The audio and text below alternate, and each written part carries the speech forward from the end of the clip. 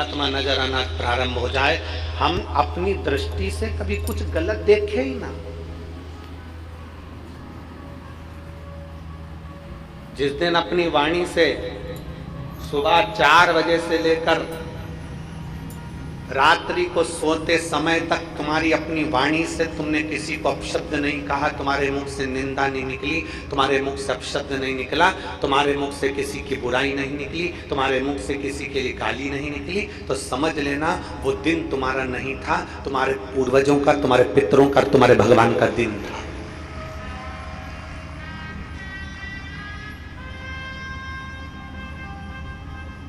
एक छोटी सी डायरी अपने पास रखो और दिन भर में कितने लोगों की निंदा करते हो उसको लिख कर रखो कि मैंने आज 4 निंदा करी है, मैंने कितने लोगों को गाली दी, मैंने कितने लोगों को अपशब्द कहा। ये वाणी जो दी है ना परमात्मा ने, ये भजन करने के लिए दी है। बड़ी मुश्किल से मिली है ये वाणी। किसी गूंगे व्यक्ति से पूछना कि उसको वाणी की कीमत क्या होती है। किसी गूंगे व्यक्ति से पूछना कि वाणी की कीमत क्या है, वो आवाज निकालने के लिए, बोलने के लिए आंख से आंसू बहाता रहता है। इन कानों की कीमत, किसी बहरे व्यक्ति से पूछना कि इन कानों की कीमत क्या है। मशीनें लगाता है, ऑपरेशन कराता है, इसके बाद भी उसकी कान की आवाज नहीं आती, वो भ्रम से सा रहता है, एकदम किसी से बोलता नहीं, चालता नहीं। नैनों की कीमत, कभी जिसकी आंखें नहीं है, जो नेत्रों से विहीन है, उससे पूछो कि आंखों की कीमत क्या होती है। तरसता है ये दुनिया का नजारा देखने के लिए। मेरे भोले बाबा ने तो आपको जीवान भी दी है अच्छा बोलने के लिए, कान भी दिए हैं शिव पुराण सुनने के लिए, और नेत्र भी दिए हैं भोलेनाथ का दर्शन करने के लिए। के बाद भी हम अपनी जिह्वा का प्रयोग अगर गलत शब्दों में करें, अपनी जिह्वा का प्रयोग अपन किसी की निंदा में करें, किसी की बुराइयों में करें, तो भगवान ने हमें शरीर बनाया भगवान के भजन के लिए और हमने उसको लगा दिया गलत काम के।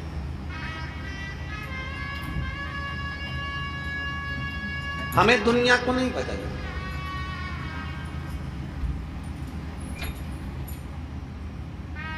एक पत्र कल आया था और उसमें एक बहन ने लिखा था, गुरुजी आपने सबको मंदिर जाना सिखा दिया। गुरुजी आपने कई नवयुवक बेटा बेटियों को बदल दिया।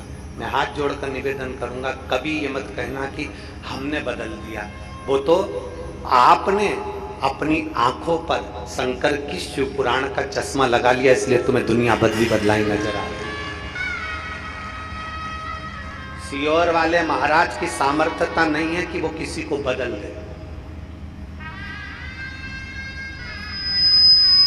ये हमारी सामर्थ्यता नहीं है कि हम कुछ बदल सके, ये हमारे बस की बात नहीं है। ये तो आपने कथा सुनते सुनते सुनते सुनते अपने आप को बदल लिया। जब अपने आप को बदला, आपने मंदिर जाना चालू करा, आपने पशुपति व्रत करना प्रारंभ करा, आपने बेलपत्र चढ़ाना प्रारंभ करा, आपने धतूरा चढ़ाना प्रारंभ करा, आपने मंदिर में सफाई करना प्रारंभ करा, तो पड़ोसन को लगा कि रोज मंदिर में जल चढ़ा रही है इसलिए भगवान इसकी सुन रहा है, तो पड़ोसन मंदिर जाना प्रारंभ करी। पड़ोसन को देखकर धड़ोसन जाना प्रारंभ करी, धड़ोसन को देखकर अड़ोसन जाना प्रारंभ करी। हम नहीं बदले, अर्थात हमने किसी को नहीं बदला, आपने अपनी दिनचर्या बदल ली, आपने अपना जीवन बदल लिया। तो आपने अपने पूरे के पूरे परतवाड़ा को, अमरावती को, सिरज गांव को, बलगांव को, अंजन गांव को, जितने जितने गांव हैं सबको तुमने बदला। सियोर वाले महाराज की सामर्थ्यता नहीं है कि वो बदल दे। वो क्या बदले? हमारी कोई सामर्थ्यता नहीं कि हम कुछ बदल सके, हम कुछ कर सके।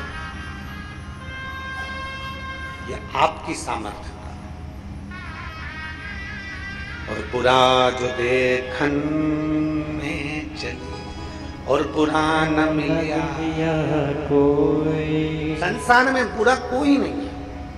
हमने पहले दिन की कथा में कहा था, ना सास बुरी होती है, ना ननन बुरी होती है, ना बहू बुरी होती है। अगर बहू बुरी होती तो सास अपनी जेवर तोड़वाकर बहू को चढ़ावे में नहीं चढ़ाते। बोलो सही है? और अगर बहू सास बुरी होती तो वो जेवर नहीं देती, वो कपड़े नहीं देती, वो गालियां ही देती। और बहू बुरी होती ना तो वो अपना घर छोड़कर तुम्हारे घर में नहीं आते। ना सास बुरी है ना बहू बुरी है, पूरा एक समय होता है, उस समय को थोड़ा सा टल जाने दो, उस समय को थोड़ा सा निकल जाने दो, अपने आप अपना जीवन आनंदमय हो जाता है। आज अक्षय तृतीया है, भगवान श्री नारायण के छठे अवतार श्री परशुराम भगवान की प्रागट्य उत्सव है। संपूर्ण देशवासियों को, संपूर्ण राष्ट्रवासियों को, संपूर्ण सनातनियों को अक्षय तृतीया की और भगवान श्री परशुराम जी के प्रागट्य उत्सव की बधाई।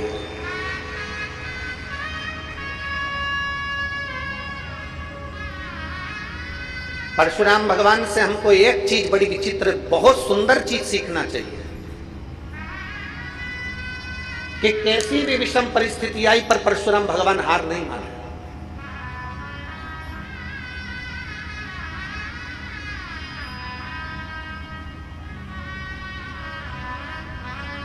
पिता ने कहा मां का शीश काट दो, शीश काट दिया, वर में वापिस माता का प्राण मांग लिया।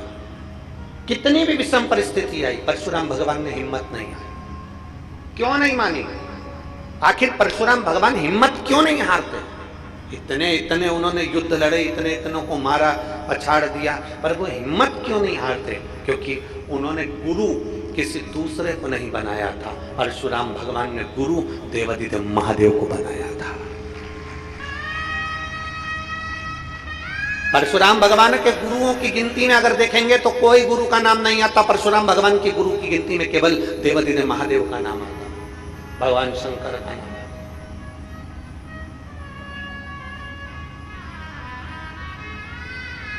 हमारे जैसे नहीं थे परशुराम भगवान की, हम भटक जाते हैं अपने गुरु के पथ से। किसी ने कह दिया उनके यहां चल चलो, वहां से तुमको ये फायदा हो जाएगा। किसी ने कह दिया वहां चल चलो, वहां से गड़ा हुआ धन मिल जाएगा। किसी ने कह दिया वहां से सोना चांदी मिल जाएगा। किसी ने कह दिया वहां पर तुम्हारा भाग्य बदल जाएगा। किसी ने कह दिया वहां चल चलो, वहां पर कोई चमत्कार हो जाएगा। किसी ने कह दिया वहां चल चलो, वहां से कुछ अच्छा मिल जाएगा। और हम भटकते ना। हमने पहले एक कथा में कहा था, आप लोगों के स्मरण में है कि नहीं हमें नहीं मालूम। भरतवाड़ा की मेरी जीजियां अगर रोज कथा सुनती होंगी तो उनके स्मरण में होगा। हमने कहा था पत्रिका, जन्म पत्रिका बदल कर देख ली, वास्तु वाले से पूछकर घर बदल कर देख लिया, दुकान बदल कर देख ली, कपड़े बदल कर देख लिए, अंगूठियां बदल कर देख ली, कलर बदल कर देख लिया, सोने वाला कमरा बदल कर देख लिया, जिस कमरे में सोते हो पलंग पर सोने की दिशा बदल कर देख ली, और तो भी तुम्हारे ग्रह अगर नहीं सुधरे तो फिर एक बार अपने आप को बदलने का प्रयास करना, महादेव कृपा कर दो। अभी तक अंगूठी बदली थी, पत्रिका बदली थी, सोने की दिशा बदली थी, मकान बदला था, कमरा बदला था, दुकान बदली थी, सब कुछ बदल कर देख लिया। अब अपने आप को बदलो। अब आप ऐसा मन बना लो कि अब मैं कहीं नहीं भटकूंगा। मैंने बहुत लोगों से मिल लिया, बहुत लोगों के दरवाजे पर चले गया, बहुत लोगों से बात कर ली, अब मुझे नहीं भटकना। अब मुझे केवल देवाधिदेव महादेव के दरवाजे पर जाकर एक लोटा जल चढ़ाना है, और उस जल को जब तक चढ़ाता रहूंगा जब तक मेरा महादेव नहीं सुनेगा। कभी तो सुनेगा। कड़प नाम का डाकू मुंह में पानी भरकर शंकर पर पिचकारी चला देता है, मुंह का पानी डाल देता है, और मेरा महादेव प्रकट होकर उसको दर्शन दे जाता है। तो इतना सरल देव और कहां मिलेगा?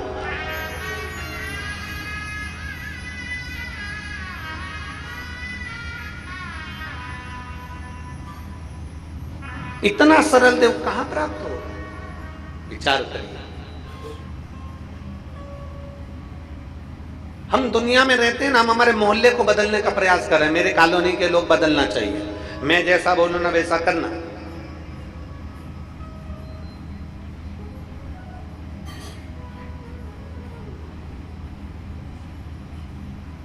घर के लोग नहीं बदल पा रहे हैं, कॉलोनी के क्या खाक बदलेंगे? अरे बोलो तो जरा जम के, सही है कि गलत है?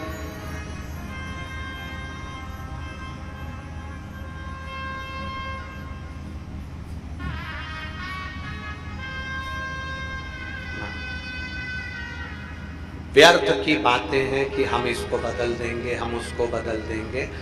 जो ज्यादा बहुत ऊंची ऊंची बातें करते हैं ना, वो घर पे खुद चाय बना के पीते हैं, उनकी लुगाई तक उनको चाय नहीं देती।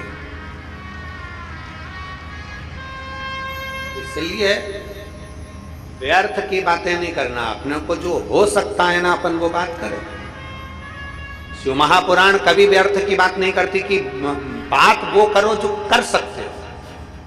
तुम तुम्हारी पड़ोसन को बदल सकते हो क्या? यहाँ इतनी जीजी बैठी है, ईमानदारी से बोल दो, पड़ोसन बदल सकते हो? तुम तुम्हारी बहू को बदल सकती हो क्या? बहू से रोज कहती हो मंदिर जाया कर, सुबह जल्दी उठाकर 4 बजे उठाकर, ऐसा करा कर, झाड़ू लगा लिया कर, चाय बनाया कर, तो हाथ पैर धोकर गड़िया स्नान कर कर चाय बनाया कर, और तू ऐसा करा कर। बोला ईमानदारी की बात, तुम्हारा बाल धोला हो गया पर वो नहीं सुधरी। और बहुएं सास को सुधारने में लगी हैं। मम्मी तुम देखो 4 लोगों में बात होती है ना तो तुम ऐसे बात करा करो। मम्मी तुम देखो ये कितना फैला के रखती हो। मम्मी तुम ऐसे रहा करो ना। मम्मी तुम ऐसा करा करो ना। ईमानदारी से बोलो, उसने पूरे बाल सफेद कर लिए, नहीं सुधरी तो अब कहीं सुधरे। तो 2 साल की आई हुई तू सुधार देगी? उसके पति से पूछो, तुम्हारे ससुर जी से। और फिर क्या, मम्मी ऐसी रहती, पापा तुम कुछ नहीं बोलते। पापा कहेंगे श्रीमन नारायण नारायण हरि हरि।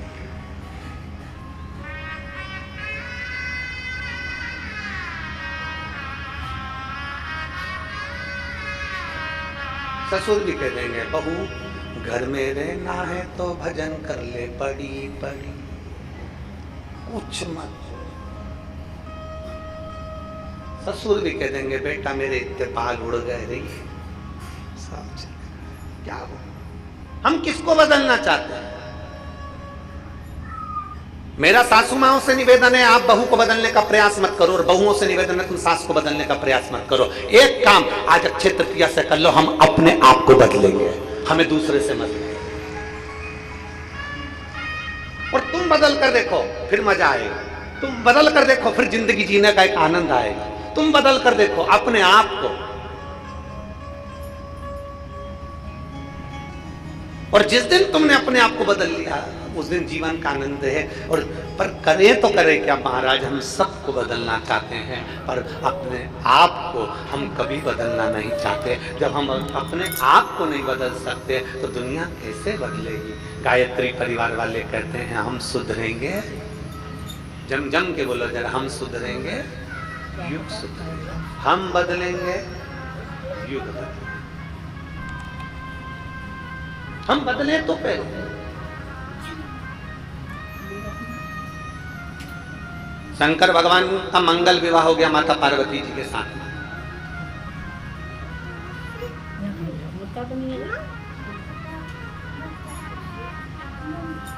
पार्वती मैया विदा हो गई।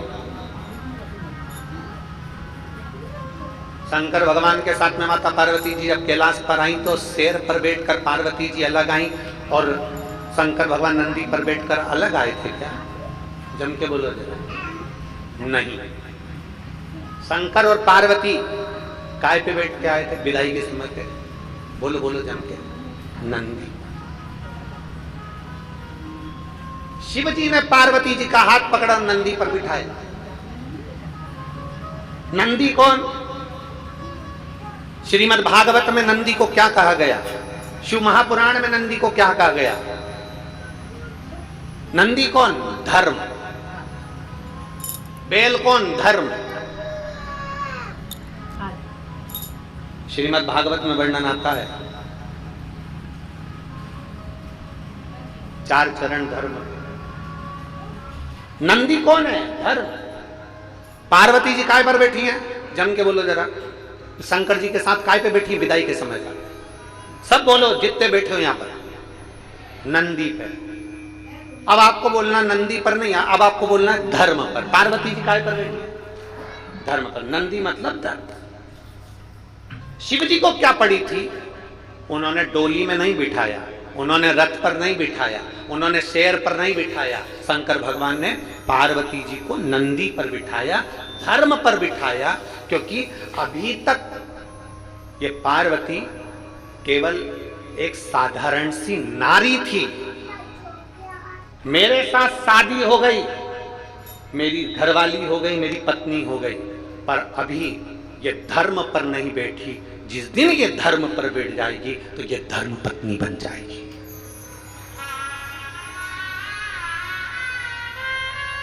अपनी पत्नी को धर्म पत्नी बनाने के लिए धर्म।